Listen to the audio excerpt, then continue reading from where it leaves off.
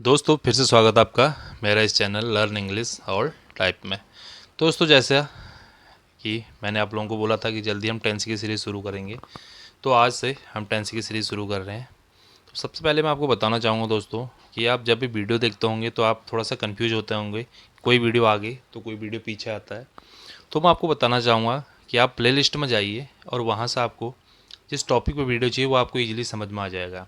जैसे भी हमारे टेंस से रिलेटेड वीडियो चल रही है तो उसमें हमारा प्लेलिस्ट में टेंस का जो वीडियो होगा आप उसमें जाइए, आपको उसमें एक एक करके 1 बाय 1 करके आपको वीडियो मिल जाएंगे। अगर आप बाहर वीडियोज़ में जाएंगे तो वहाँ कन्फ्यूज हो जाएंगे, क्योंकि वहाँ हर टाइप का टॉपिक मिलेगा आपको। डेली यूज सेंटेंस मिलेंगे, टेंस मिलेगा, कोई और चीज़ें हम जो देखते हैं वो सब मिलेंगे। लेकिन आपको जाना है प्लेलिस्ट में और वहाँ से आपको एक एक करके वीडियो देखना है, जिससे आपको कन्फ्यूजन ना हो और सीरियल वाइज आप चल सकें। तो दोस्तों आज हमारा टॉपिक है टेंस। तो सबको पता है टेंस हमारे 3 होते हैं, प्रेजेंट, पास्ट और फ्यूचर। प्रेजेंट हम उसे बोलते हैं जो हमारा अभी चल रहा है, हिंदी में उसे बोलते हैं वर्तमान। पास्ट हम उसे बोलते हैं जो हमारा बीत गया है, उसे हम बोलते हैं भूतकाल। और फ्यूचर हम बोलते हैं जो आने वाला है, यानी कि भविष्यकाल, जो आने वाला है। तो इसमें क्या होगा, हम थोड़ा सा सीरियल वाइज में इनको याद करेंगे, देखेंगे, समझेंगे थोड़ा सा, जिससे हमें बोलने में और राइटिंग में, रीडिंग में, सब में हमें फ़ायदा होगा। तो किस में क्या क्या होता है, क्या क्या इनके रूल हैं, वो हम डिस्कस करेंगे। सबको पता है सबके 4 टाइप होते हैं, प्रेजेंट के भी 4 होते हैं, पास्ट के भी 4 होते हैं, फ्यूचर के भी 4 होते हैं। सबको पता है। थोड़ा सा एक बार देख लेते हैं कौन कौन से इनके जो पार्ट होते हैं। थोड़ा सा तो दोस्तों सबसे पहले है तो हमारा प्रेजेंट इंडेफिनिट टेंस, उसके बाद होता है प्रेजेंट कंटिन्यूस टेंस, उसके बाद होता है प्रेजेंट परफेक्ट टेंस, और उसके बाद होता है present perfect continuous tense. Same part इसके भी होते हैं, past indefinite, past continuous, past perfect continuous. Same future का होता है future indefinite, future continuous, future perfect और फ्यूचर परफेक्ट कंटिन्यूस। तो दोस्तों जब हम देखेंगे तो पहले इंडेफिनिट देखेंगे, तो सबका इंडेफिनिट हम एक साथ देखते हुए चलेंगे। जैसे हमारा आज है प्रेजेंट इंडेफिनिट, तो प्रेजेंट इंडेफिनिट में हम पास्ट इंडेफिनिट का भी देखेंगे, फ्यूचर इंडेफिनिट का भी देखेंगे। आज हम केवल रूल देख रहे हैं, इनको एक एक करके हम बाद में डिस्कस करेंगे, जिससे आपको बाद में ईजिली एग्जाम्पल के साथ हम समझेंगे। लेकिन फ़िलहाल हम इनके जो रूल होते हैं वो हम यहाँ पे देख रहे हैं। तो पहला है प्रेजेंट इंडेफिनिट टेंस। दोस्तों इसका जो पहला रूल है, इसका पहला रूल है कि इसके जो लास्ट में, हम बेसिक तरीके से बिल्कुल शुद्ध हिंदी तरीके से हम देखेंगे, इसके जो लास्ट में आता है ता है, ती है, तो है, ते है, आदि आता है। ठीक है, यानी कि वो हमारा प्रेजेंट इंडेफिनिट का टेंस होगा। जैसे वह जाता है, लास्ट में ता है, वह खाती है, ती है, वही जाते हैं, ते हैं, वह आती है, ती है। तो इस टाइप के सेंटेंस हमारे होंगे प्रेजेंट इंडेफिनिट टेंस। सेम हमारा अगर हम बात करें पास्ट इंडेफिनिट की, तो इसका जो पहला रूल होगा वो होगा, यहाँ ता ही है, प्रेजेंट में चल रहा है, वहाँ उसी के साथ वो आ जाएगा ता था, क्योंकि ये काम हमारा हो गया है पहले ही, भूतकाल में, पास्ट में हो गया है। तो इसमें आएगा ता था, ती थी, ते थे, आदि आएगा। ठीक है, इसका पहला रूल है इसको समझने की, कि जिसे हम देख के समझ जाएं कि यह किस टाइप का हमारा टेंस है। इसका दोस्तों फ्यूचर की बात हो रही है, तो सिंपल सा फ्यूचर के लिए गा गी आता है, आप सभी को पता ही है, गा, गी, ये, गु आदि आता है। दोस्तों हमने डेली जो सेंटेंस बहुत सारे देखे हैं, थोड़ा सा आप कंफ्यूज भी हो रहे होंगे, और हो सकता है कोई इनके बारे में अच्छे से जानते भी हो। तो जो जानते हैं तो उनका रिवीजन हो जाएगा, और जो नहीं जानते हैं तो उनके पास अच्छा मौका है सीखने का। दोस्तों अब आता है दूसरा प्रेजेंट इंडेफिनिट में। प्रेजेंट इंडेफिनिट में केवल एक अलग से कंडीशन होती है कि इसमें हमेशा एस या ई एस लगता है, केवल सकारात्मक वाक्यों में। अगर नेगेटिव होगा, इंट्रोगेटिव होगा, वहाँ हमारा एस और यस का कोई मतलब नहीं होता है। केवल सकारात्मक वाक्यों में हमारा एस या यस लगता है। जैसे पहले हम देख लेते हैं एस या ई एस। कब लगता है? यह वर्ब के साथ लगता है। ये भी बता दूं आपको, एस या ईएस जो है वर्ब के साथ लगता है। दोस्तों ईएस की हम पहले बात करेंगे। ईएस कौन से वर्ब के साथ आता है? जब वर्ब का लास्ट, वर्ब के जो लास्ट हमारे लास्ट में आता है हमारा O X C H S H और डबल एस। दोस्तों अगर हमारा ये आएगा तो वहाँ पर हमारा आएगा ई एस। लास्ट में देख लेना, अगर ओ है, एक्स है, सी है या एच है या डबल एस है या एस एच, वहाँ पे हमारा ई एस आएगा। अगर वर्ब के लास्ट में हम बात कर रहे हैं, अगर वर्ब में इतनों में से अगर कोई भी नहीं है वर्ब में, तो बाकी शेष के लिए हमारा ये आ जाएगा। शेष के लिए हमारा ये आ जाएगा। लास्ट में होगा तो ये छिप आएगा। अगर लास्ट में हमारे वर्ब के लास्ट में ओ एक्स है, ई एस आ जाएगा। सी एच है, ई एस आ जाएगा। एस एच है, ई एस आ जाएगा। डबल एस है, ई एस आ जाएगा। हम एग्जाम्पल की तरीके से भी समझेंगे थोड़ा सा, जिसको आप डिटेल में समझ सकेंगे तो। लेकिन अभी आपको थोड़ा सा बेसिक समझना है।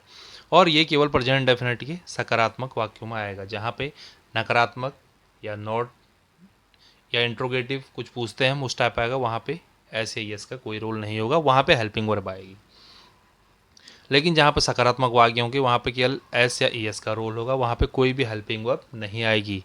दोस्तों विशेष ध्यान देना है टेंस में। प्रेजेंट इंडेफिनिट में लोग बहुत सारे कंफ्यूज करते हैं, स्टूडेंट बहुत कंफ्यूज करते हैं। रीडिंग में, राइटिंग में, स्पीकिंग में बहुत ज़्यादा कंफ्यूज करते हैं। वो कई बार नकारात्मक वाक्यों में भी एस ई एस लगा देते हैं।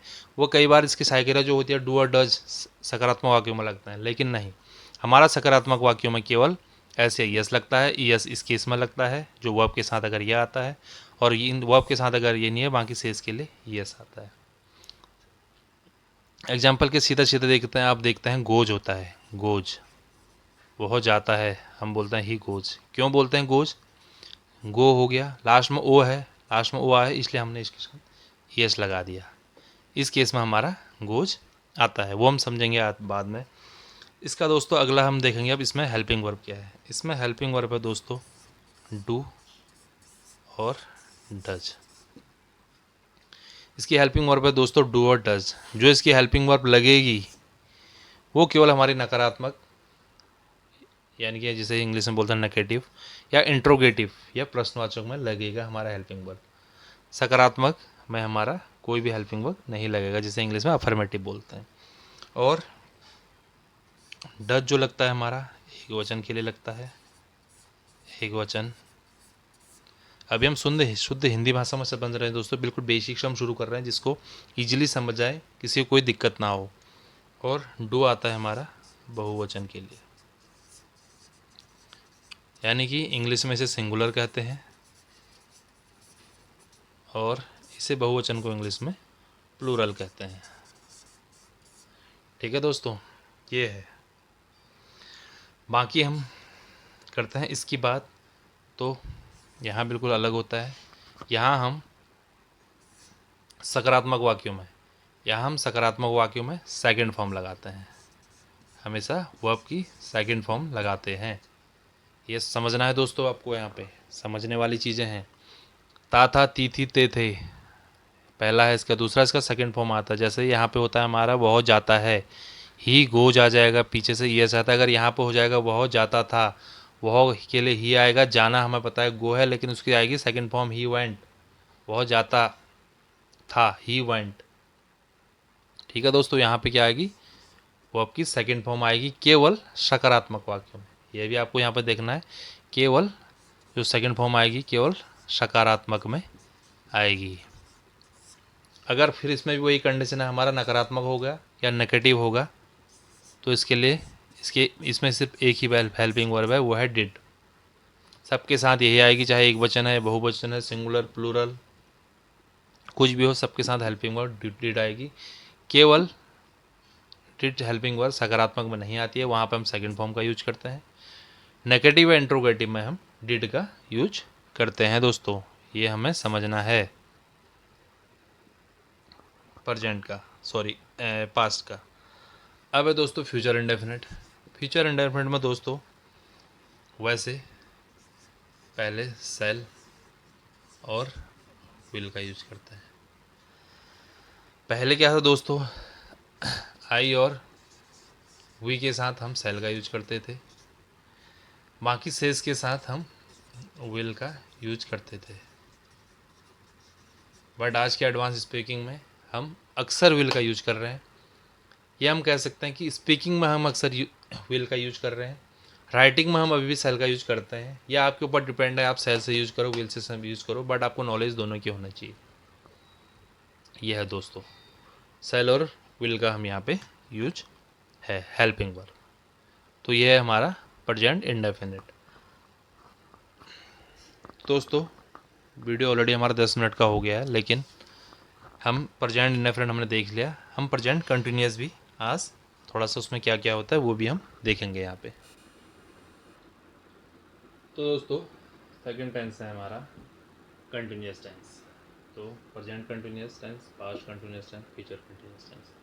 दोस्तों पहले से कंडीशन होती है इसको पहचानने की। प्रेजेंट कंटिन्यूअस को हम पहचानते हैं, रहा है, रही है, रहे हैं, रहा हूँ आदि आता है, वो हमारा प्रेजेंट कंटिन्यूअस होता है। पास्ट कंटिन्यूअस में पास्ट की बात होगी, तो रहा था, रहे थे आदि आता है, वो हमारा पास्ट कंटिन्यूअस। फ्यूचर कंटिन्यूअस में होता है दोस्तों, रहा होगा, रही होगी, रहे होंगे आदि आता है।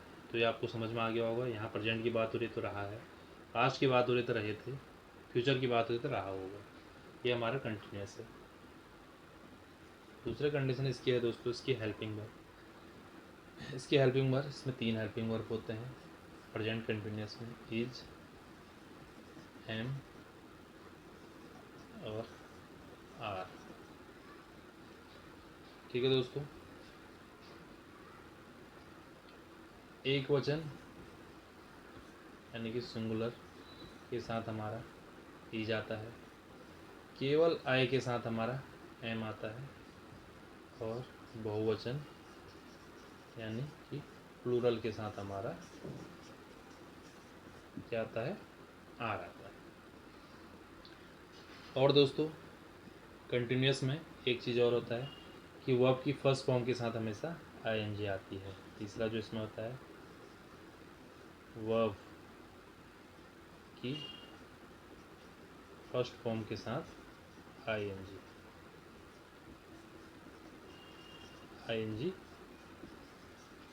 आता है। दोस्तों वर्ब की फर्स्ट फॉर्म के साथ आईएनजी आता है। जैसे वह जा रहा है, इसमें क्या है, वर्ब क्या है, जाना है, जाने को बोलते हैं गो, तो इसमें आ जाएगा आईएनजी, गो हो जाएगा गोइंग। वह जा रहा है, ही इज़ गोइंग। ठीक है दोस्तों। वह खा रहा है, खाने को बोलते हैं ईटिंग, तो वह हो जाएगा ही इज़ ईटिंग। तो दोस्तों जो ये आईएनजी है ये सब में आता है, चाहे सकारात्मक हो, नकारात्मक हो या प्रश्नवाचक हो, अफर्मेटिव हो, नेगेटिव हो, इंट्रोगेटिव हो, कोई भी सेंटेंस हो कंटिन्यूअस का होगा तो उसमें आईएनजी हमेशा आएगा ही आएगा, किसी भी कंडीशन वर्ब की फर्स्ट फॉर्म के साथ आएगा। ठीक है दोस्तों। अब हम अगला समझते हैं past continuous tense. Past continuous tense में दोस्तों जो इसकी हेल्पिंग वर्ब होती है हमारी, वो होती है वॉज और वर। वॉज और वर। वॉज जो होती है आई और वी के साथ होती है, वॉज, और सेज के साथ होता है वर। आई और वो के साथ वॉज और सेज के साथ वर। ठीक है, बाकी सेम रहेगा। वर्ब की फर्स्ट फॉर्म के साथ आईएनजी इसमें आएगी। ये सबके साथ है, चाहे प्रेजेंट कंटिन्यूअस का हो, पास्ट कंटिन्यूअस का या फ्यूचर कंटिन्यूअस का हो। ठीक है दोस्तों। तीसरा वहाँ पे हमारे सेल और विल हमारी इसकी फ्यूचर इंडेफिनिट में थी, तो यहाँ पे हो जाएगी इसकी हेल्पिंग वर्ब जो है, यहाँ पे सेल बी और विल बी, सेल बी और विल बी। वही हो जाएगा दोस्तों, आई और वी के साथ सेल बी और सेज के साथ विल बी। और हमने डिस्कस किया ही था दोस्तों कि अक्सर स्पीकिंग में हम अब विल बी का ही ज़्यादा यूज करते हैं, सेल बी का यूज केवल राइटिंग में हम करते हैं। लेकिन आप स्पीकिंग में भी यूज कर सकते हैं, ऐसा कुछ है नहीं कि आप नहीं करेंगे, लेकिन मैं एक एडवांस इंग्लिश के बारे में आपको यहाँ पे बता रहा हूँ। और वो कंडीशन भी रहेगी कि वर्ब की फर्स्ट फॉर्म के साथ आईएनजी, साथ आईएनजी। ठीक है दोस्तों, फर्स्ट की फर्स्ट फॉर्म के साथ रहेगी हमारी आईएनजी। दोस्तों उम्मीद करता हूँ ये टेंस भी आपको समझ में आया होगा। हम जब 1 बाय 1 करके देखेंगे तो उस पर दोबारा हम रूल भी देखेंगे और दोबारा हम एग्जाम्पल भी देखेंगे, हम एक एक करके फिर देखेंगे। लेकिन दोस्तों ये वीडियो हमारा ऑलरेडी 15-16 मिनट का पहुँच चुका है, तो बाकी जो 2 पार्ट हैं परफेक्ट और परफेक्ट कंटिन्यूस, उसको हम अगली वीडियो में देखेंगे। उसके बाद हम 1 बाय 1, एक बार प्रेजेंट इंडेफिनिट, एक बार हम प्रेजेंट को देखेंगे, पहले उसका इंडेफिनिट, उसका कंटिन्यूस, उसका परफेक्ट कंटिन्यूस, फिर हम पास्ट से शुरू करेंगे, फिर हम फ्यूचर शुरू करेंगे। इस तरह हम अपना टेंस जो है क्लियर करेंगे। दोस्तों टेंस समझने और सीखने के अलग अलग तरीके हैं सबके, तो मेरा जो तरीका है ये है। अगर आपको पसंद आए तो ज़रूर लाइक करें और अपने दोस्तों के साथ शेयर करें। तो उम्मीद करता हूँ ये वीडियो भी अच्छा लगा होगा। इसका अगला पार्ट जो दोस्त बच गए हैं उनको अगली वीडियो में डिस्कस करेंगे। उम्मीद करता हूँ दोस्तों वीडियो अच्छा लगा होगा। मुलाकात होगी अगली वीडियो में, तब तक के लिए बाय बाय।